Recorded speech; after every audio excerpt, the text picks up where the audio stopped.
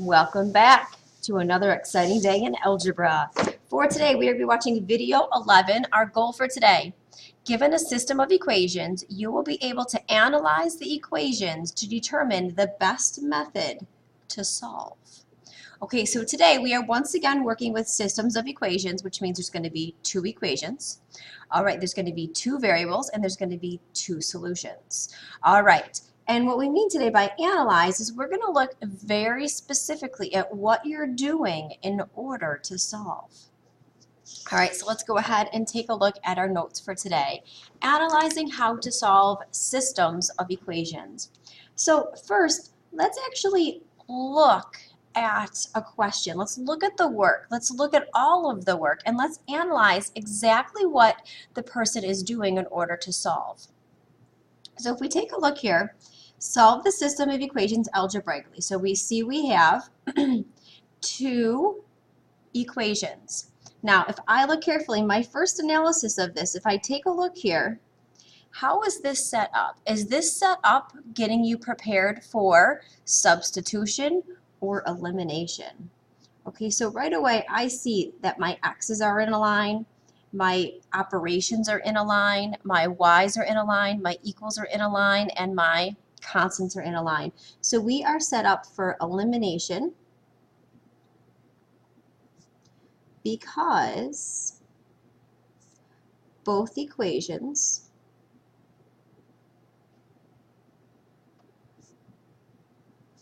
are set up the same. Okay, so that's our first observation, or our first analysis of this problem. Now, let's take a look at step number 2. Let's see, what did this person do? Well, I see that here they multiplied by 3 and then they changed it. Here they multiplied by 2 and then they changed the equation. So if I take a look at this step, I'm seeing that they are manipulating the equations by multiplying by a constant. So I'm going to take a look and I'm going to write down that they multiplied. And let's take a look. If you multiply by 3, are you multiplying just the 5, just the 2, or just the 20? It looks like they multiplied everything. So that's important. They multiplied everything by 3. And then in the second one, they multiplied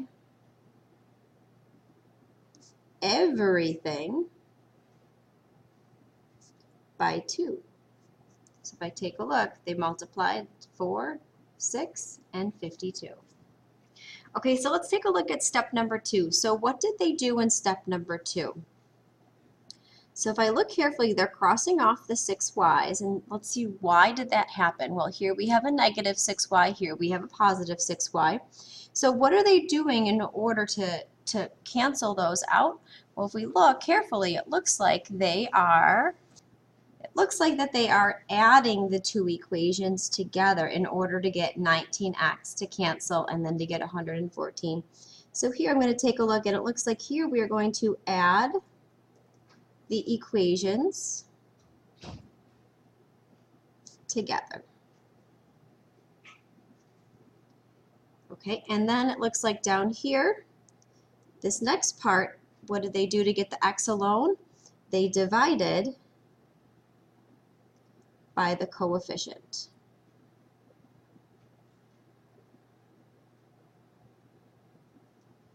Okay, and I'm actually going to go back up here. They added the equations together, and I'm going to write and add on, they canceled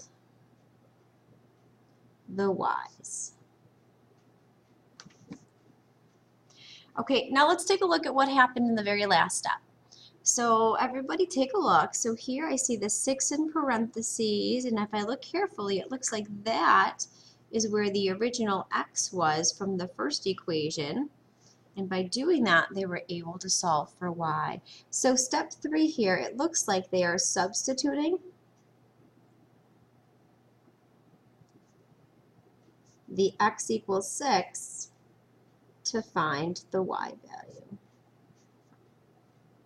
All right, so when we analyze a problem, what we're doing is we're going through and we're trying to find out what was the main idea of each step. What were they doing, and Okay, and why did they do that? What was the end goal that they were trying to reach?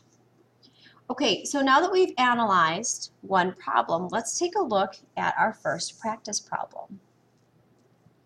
So given the system of equations, so here we have a system, which system of equations does not have the same solution? Okay, so this time when we analyze, we're not given an entire problem that's already written out. What we have to do is look to see, well, here's our original system. What do each of these choices do to the original system, and do they keep it the same, or did they do something incorrect so that way it will not have the same solution?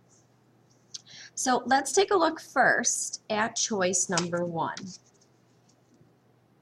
Okay, so let's compare, let's analyze from the original to this one down here. Let's see what happens. So if I look at my first equation, 3x plus 6y equals 15. Now if I go back to the original, it's x plus 2y equals 5.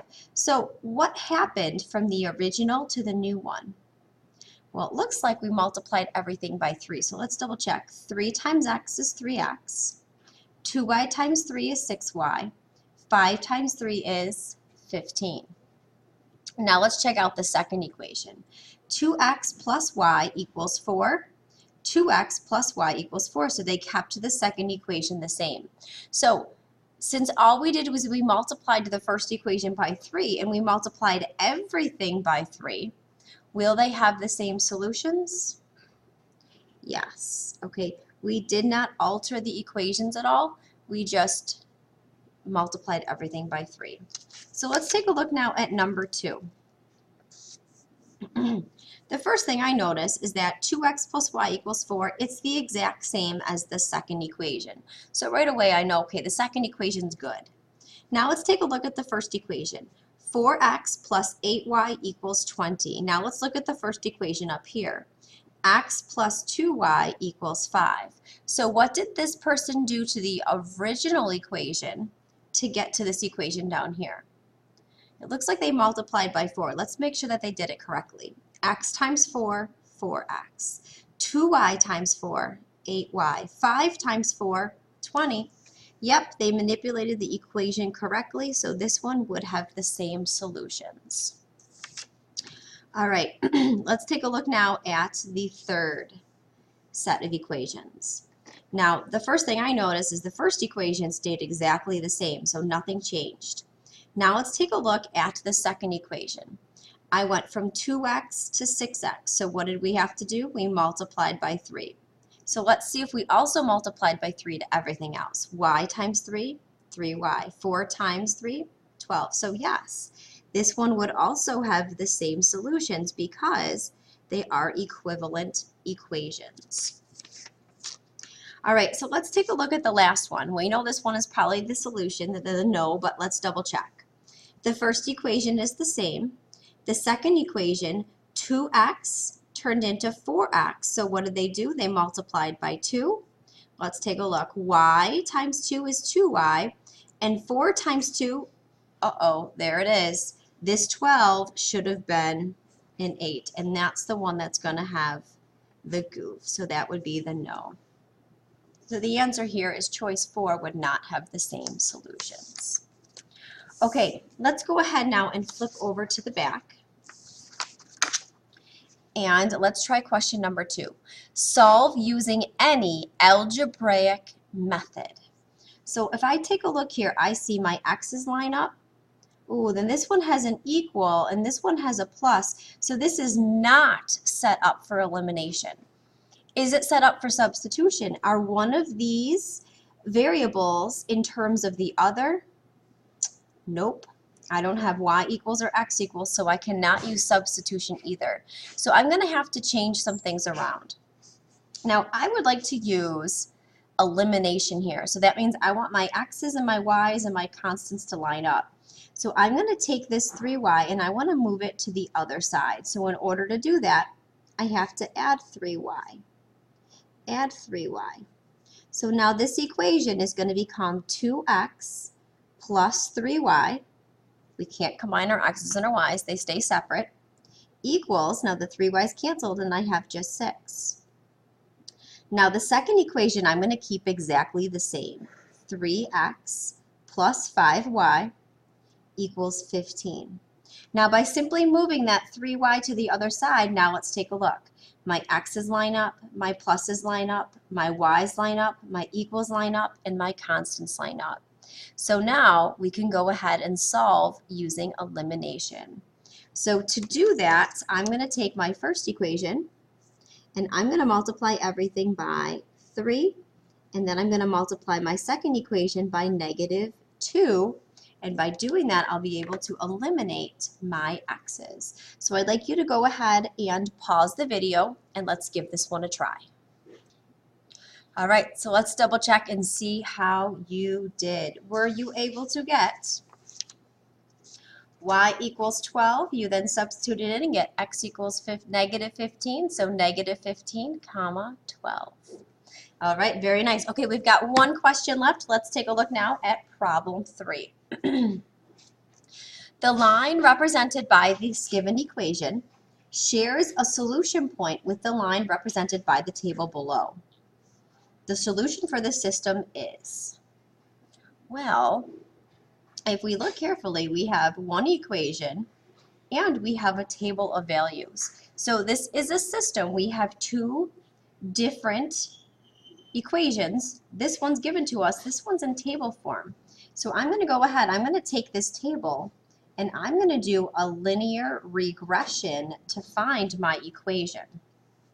So I'm going to go ahead, take my calculator, and I'm going to go stat, edit, and now I'm going to input all of my x's and y's into L1 and L2.